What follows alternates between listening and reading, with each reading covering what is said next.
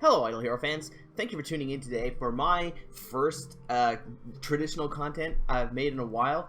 Again, sorry for the long hiatus, but instead of screwing around, let's jump right into the new video. And as by the title, you can tell I'm going to be talking about Kamath and Demon Corpse. And these are the newest heroes that have been released. And a lot of people have been asking questions about them because they're kind of new and not many people have them. If you're on the private server, they're very rare because people haven't really been able to commit to them yet. On the official server, they're a little bit more common, so you might have a bit more experience with them there, but in general, they're still pretty hard to come across because where they're so new, 10-star variations of them are few and far between.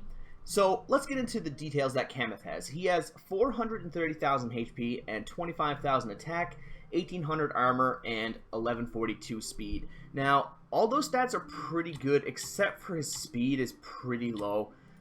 He's only bested by, or he only beats mages in terms of speed, and even then, not all of them. So he's a little lackluster in that department, and that seems to be a trend with their way they're trying to balance crowd control, where they usually pair a strong crowd control unit with a very low speed, but I don't think that that's really a big hindrance for this guy because he's also pretty tanky. 1,800 armor is actually a lot for a non-tank unit, as you can see here, going through all the other heroes. None of them really even hit close to that.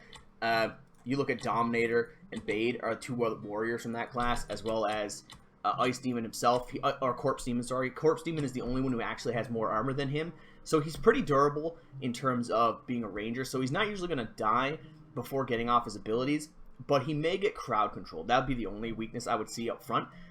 His first ability does 182% of his attack as damage against the backline enemies and has a 35% chance to petrify them for 2 rounds, decreasing the target's armor by 30% for 3 rounds. Now, this is very similar to me to the way that Ice Blink works, but he's a little bit of a weaker version in terms of crowd control, but a stronger version in terms of damage.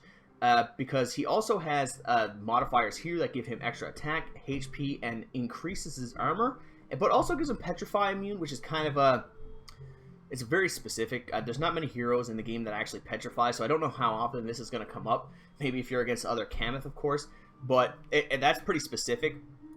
The big one, though, is that he also has 140% damage against units that have previously been petrified, and his basic attacks always target backline enemies and deal 95% of his attack damage and has a 20% chance to petrify. So it's a little bit weirdly structured, where basically all of his attacks only do 95% of his attack as damage, but they always target the backline, which is kind of an assassin's thing. But he also has a 25% or 20% chance to petrify. So he's basically kind of like Ice Blink and Dark Arthendal mixed into one. And I think it's actually a pretty strong mix. I just wish his speed was a little higher, but you can kind of compensate for that by giving him speed artifacts and, of course, a speed gem. And because his damage is already pretty high, you don't really need to worry about that dropping off too much. His last ability is, while his health is below 50%, he increases reduction of damage by 50%, so he takes reduced damage for 3 rounds. And again, that makes him very tanky as long as he doesn't get one shot from, like, say 55% to 0, which can very well happen. But as long as that doesn't happen, he becomes much harder to kill for the next 3 rounds and will allow him to get off another ability before he dies. And that's actually pretty good. I think that Kamath is pretty well balanced considering most of the new heroes that have come out, but I do feel like just as the case is with Ice Blink, that if you stack multiple of these guys on the same team, you're going to end up with a very, very powerful team composition. Now, I'll go into towards the end of the video why I kind of still feel like that's not as powerful as Ice Blink is overall. But first, let's talk about CorpseDemon. And CorpseDemon is basically the tank of the two. They were both released at the same time, which is very unusual to see 2 heroes of the same class or of the same faction released simultaneously. But I do like this trend because right now Fortress is way too far ahead of the rest of the curve, barring maybe Light and Dark, but even them you could say they're probably better than. But of course Light and Dark are much harder to create, so that's what kind of counterbalances that. So in order to catch up the rest of the factions with Fortress, perhaps releasing multiple strong units from each faction is the way to go. So Corpse Demon is a warrior with 617,000 HP and 17,000 attack. 1900 armor, which is very tough, and 11.8 of 58 speed, which is pretty average. The warrior speed tend to be right in the middle. They go before most mages and before most rangers, but not before priests and assassins under most circumstances. But there's always nuances to that. His ability deals 174% attack damage to frontline enemies and has a 42% chance to freeze for 2 rounds, and it heals himself for 500% health. Cannot be dodged. I think it's kind of a meme at this point with this cannot be dodged, but Mickey is not in for a good time. And I think that not only is that meant to counter Mickey specifically, but this also goes into the point I was just making where, due to the fact that Fortress is so far ahead, there's a lot of people making full Fortress teams and not giving extra dodge from their faction aura. This kind of counteracts that a little bit, but not tremendously.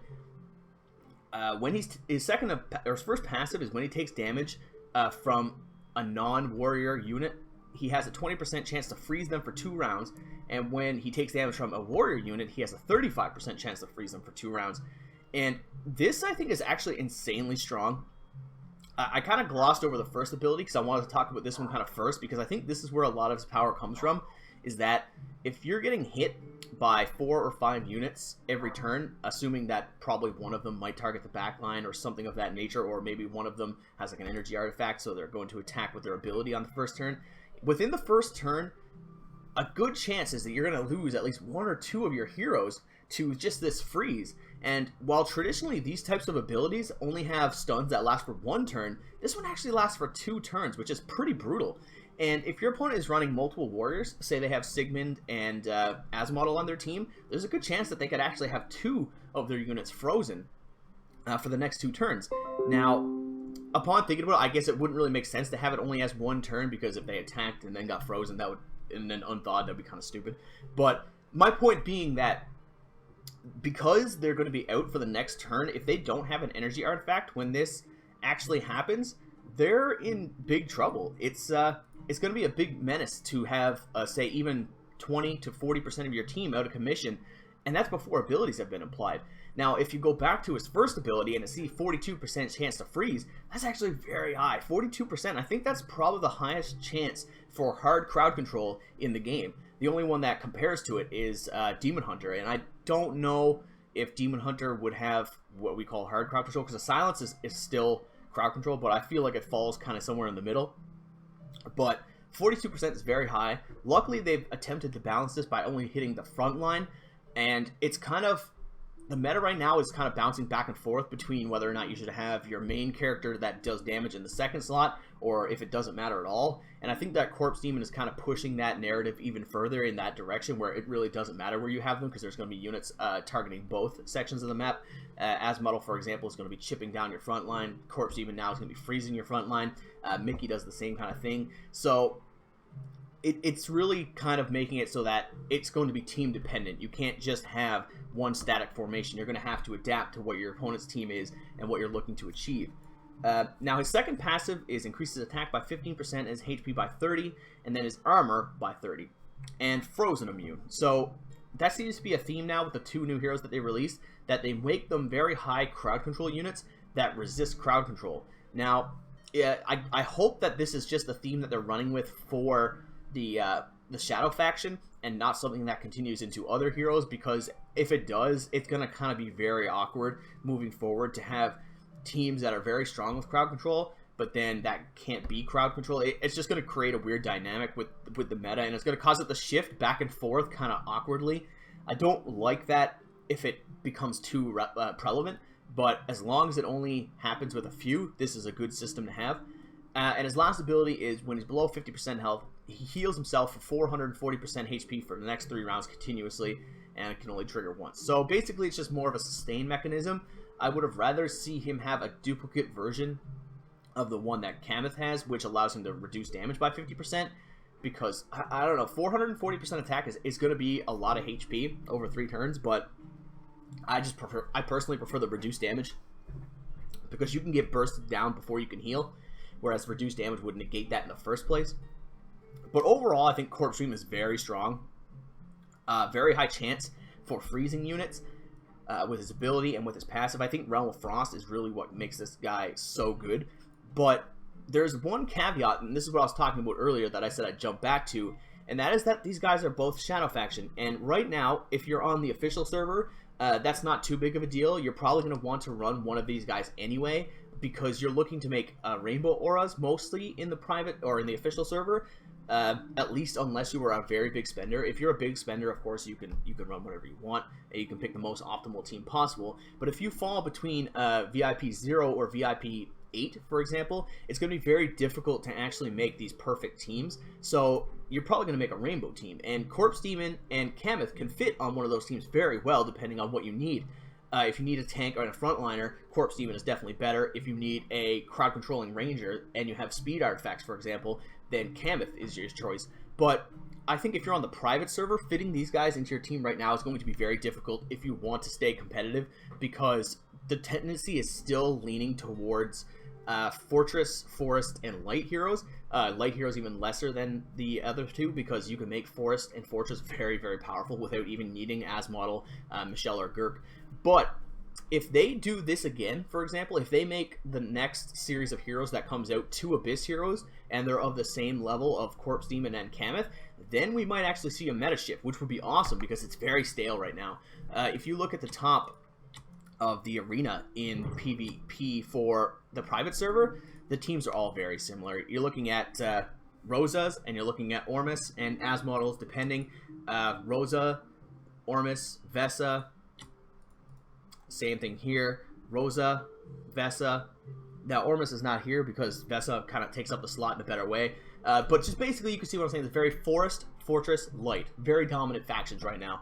So if we can see another 2 Abyss heroes of the same caliber as Kamath and as CorpseDemon, that would be amazing for the meta. And I just hope they do a good job of balancing it so that they don't completely overshadow the Fortress heroes, but they kind of compete with them, because that's what we really need right now. So I hope the devs can really sort that out, and best of luck to them, and best of luck to you guys. Have a wonderful day, and thanks for sticking with the channel for so long. Sorry again for the hiatus.